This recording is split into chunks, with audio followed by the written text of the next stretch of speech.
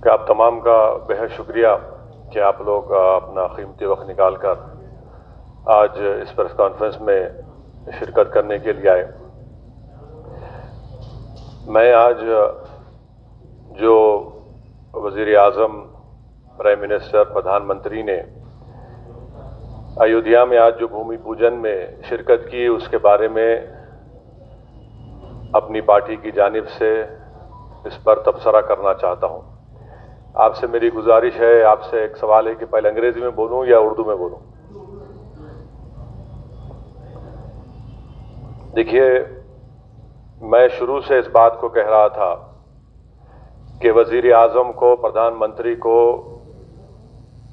आज के इस भूमि पूजन के फंक्शन में शिरकत नहीं करना चाहिए था, नहीं अटेंड करना चाहिए था। और मैं हमेशा से कहता हूं, आज भी कह रहा हूं, इसलिए कि प्रधानमंत्री, वज़ीर आज़म किसी एक मखसूस या ख़ास मज़हब के वो प्रधानमंत्री नहीं है। जो नरेंद्र मोदी की सरकार है उसका कोई मज़हब नहीं है। भारत, इंडिया का कोई मज़हब नहीं है। आज प्रधानमंत्री ने, नरेंद्र मोदी ने बहैसियते प्रधानमंत्री आज के भूमि पूजन में शिरकत करके उन्होंने जो ओथ लिया था, उन्होंने उसका वायलेशन किया है। उन्होंने संविधान का जो बेसिक स्ट्रक्चर है, सेकुलरिज्म, उसको वायलेट किया है। और तीसरी बात यह है कि प्रधानमंत्री का आज के उस फंक्शन में जाना, आज का दिन हिंदुत्व की कामयाबी का दिन है और सेकुलरिज्म की शिकस्त का दिन है। आज का दिन जो प्रधानमंत्री बहैसियते प्राइम मिनिस्टर वहां पर गए, उनके जाने की वजह से आज का दिन हिंदुत्व की कामयाबी का दिन है, सेकुलरिज्म की शिकस्त का दिन है। बहैसियते प्रधानमंत्री नरेंद्र मोदी आज भूमि पूजन में जाकर जो उन्होंने वहां पर वो जो चांदी का पत्थर रखा, उन्होंने एक हिंदू राष्ट्र की बुनियाद आज वहां पर डाली है। तो आज का दिन सेकुलरिज्म की शिकस्त का दिन है। आज का दिन जमहूरियत की शिकस्त का दिन है। और आज का दिन याद रखा जाएगा हिंदुत्व की कामयाबी के लिए। आज का दिन याद रखा जाएगा मेजॉरिटेरियनिज्म की कामयाबी के नाम से आज का दिन याद रखा जाएगा। और दूसरी बात यह है कि प्राइम मिनिस्टर ने अपने भाषण में ये कहा, अपनी तकरीर में, अपनी स्पीच में कहा कि देश बड़ा इमोशनल है। यकीनन प्रधानमंत्री नरेंद्र मोदी, असदुद्दीन ओवैसी भी बड़ा इमोशनल है। मैं इसलिए इमोशनल हूं क्योंकि मैं को एग्जिस्टेंस को मानता हूं। मैं इसलिए इमोशनल हूं क्योंकि मैं इक्वालिटी ऑफ सिटीजनशिप को मानता हूं। मैं इसलिए इमोशनल हूं कि 450 साल जिस जगह पर मस्जिद थी, जहां पर मुसलमानों ने नमाजें पढ़ी 22 दिसंबर 1949 तक, मैं इसलिए भी इमोशनल हूं कि आप ही की पार्टी के लोगों ने सुप्रीम कोर्ट को झूठ बोलकर, बीजेपी और संघ परिवार के लोगों ने 6 दिसंबर 1992 को बाबरी मस्जिद को शहीद किया। मैं इसलिए भी इमोशनल हूं प्रधानमंत्री जी क्योंकि जिस जगह पर आपने भूमि पूजन में हिस्सा लेकर हिंदू राष्ट्र की बुनियाद का आगाज किया, उसके अतराफ, तीनों अतराफ मुसलमानों का कब्रिस्तान था, जहां पर मुसलमान बुजुर्गों की खबरें भी थी। इसलिए भी हम इमोशनल हैं। चौथी बात यह है कि प्रधानमंत्री ने अपने भाषण में ये कहा कि जो मेरे को पीआईबी से उसकी स्पीच पूरी मिली कि ये आज का भूमि पूजन एक सिंबल ऑफ इंडिया है। प्रधानमंत्री जी, आपको आपका मजहब मुबारक, आपको गुलवालकर की आइडियोलॉजी मुबारक, मगर आप देश के प्रधानमंत्री हैं। आपको ये बात समझने की जरूरत है कि देश का सिंबल ना कोई मंदिर हो सकता है, ना कोई मस्जिद हो सकती है। देश का सिंबल ना मस्जिद हो सकती है, ना मंदिर हो सकती है, ना कोई रिलीजियस प्लेस इस देश का सिंबल नहीं हो सकता। वो सिंबल हो सकता है किसी एक मजहब के लिए, किसी एक कल्चर के लिए, मगर वो इंडिया का सिंबल नहीं हो सकता।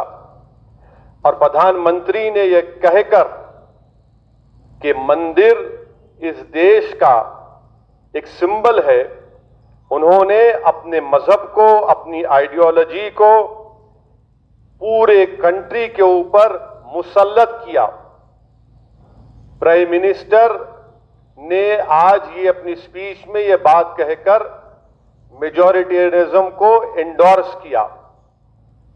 छठी बात यह है कि प्रधानमंत्री ने अपने स्पीच में 15 अगस्त जो हमारे लिए इंडिपेंडेंस डे है, यौम आजादी है, आज 5 अगस्त को प्रधानमंत्री वजीर आजम ने इसको 15 अगस्त से मिला दिया।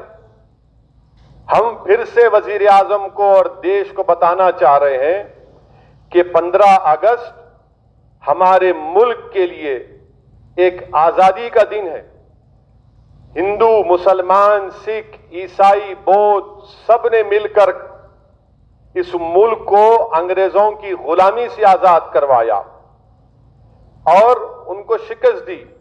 क्या प्रधानमंत्री ये कहना चाह रहे हैं कि 15 अगस्त से मिलाकर कि उनके चाहने वाले, उनके मानने वाले, उनको आज आजादी मिली? किसको शिकस्त दी प्रधानमंत्री, आपने बताइए। 15 अगस्त को अगर हम लाल किले पर झंडा तिरंगा लहराते हैं, बड़ी फख्र के साथ लहराते हैं, तो ये पैगाम देने के लिए कि हमने 200 साल की अंग्रेजों की गुलामी के बाद इस देश को आजाद किया। कैसे प्रधानमंत्री फ्रीडम फाइटर्स को, उनकी कुर्बानियों की आज तौहीन की कि आज के दिन को उन्होंने 15 अगस्त से मिला दिया। और कैसे एक टेंपल का मूवमेंट एक मुल्क के बराबर हो सकता है? How can a temple movement be equated to a country?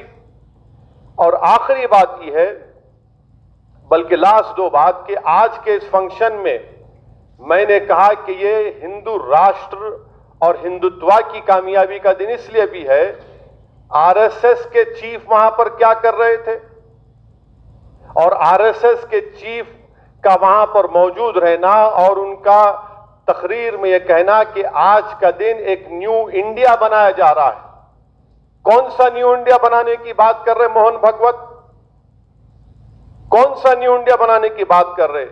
वो न्यू इंडिया बनाने की बात कर रहे जो हिंदू राष्ट्र होगा, जहां पर माइनॉरिटीज को, खास तौर से मुसलमानों को सेकंड क्लास सिटीजन बनाया जाएगा और मुसलमानों की जिंदगी और मौत का फैसला अक्सरती तबके के गुडविल पर होगा।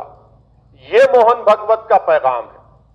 और आखिरी बात यह है कि आज का दिन इन सेकुलर, नाम निहाद सेकुलर पार्टीज के लिए भी, उनके लिए, उनके तमाम secular, so called secular parties और खास तौर से कांग्रेस पार्टी, इन्होंने एक आइडेंटिकल एक बयान दिया।